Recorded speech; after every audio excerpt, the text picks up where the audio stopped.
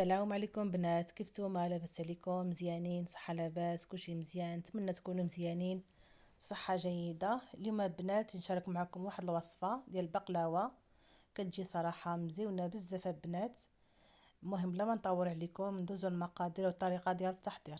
عندي البنات هنايا نص كيلو ديال النوا محمر ومطحون، ما مطحونش بزاف غير مهرمش.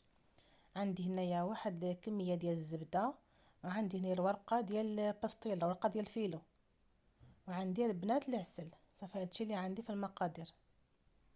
دابا ندوزو للطريقه ديال التحضير. صافي البنات كيف ما قلت لكم عندي هنايا الزبده مذوبه، عندي ورقه ديال الفيلو، ورقه الباستيلا البنات هذه كتباع في مرجان صراحه مزيونه بزاف البنات. وعندي هنايا العسل اللي حضرته في البيت. صافي البنات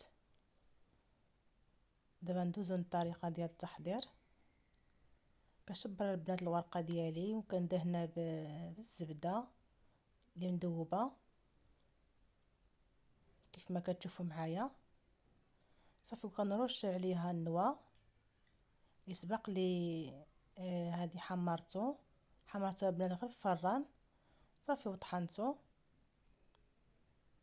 ما طحنتوش مزيان، هي مهرمش وصافي كيف ما كتشوفوا البنات. صافي وكنلوي الورقه ديالي على شكل كنلوي على شكل كمير، بحال تعدل الكميره تلويها بحال هيدا البنات.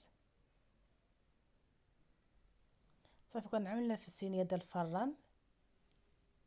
دابا نعاود معكم وحده اخرى. صافي كيف ما كتشوفوا البنات فرشت الورقه ديالي ودهنتها بالزبده مذوبه، كنرش عليها النوا اللي مهرمش.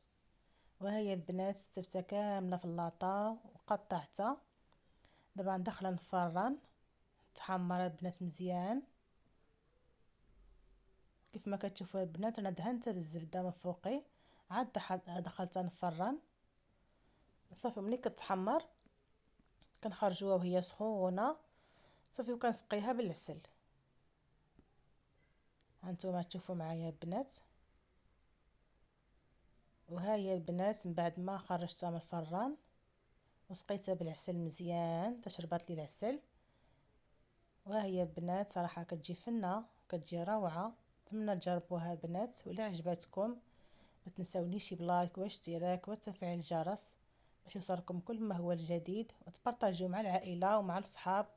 وبسلام عليكم البنات، في وصفه اخرى ان شاء الله يا ربي.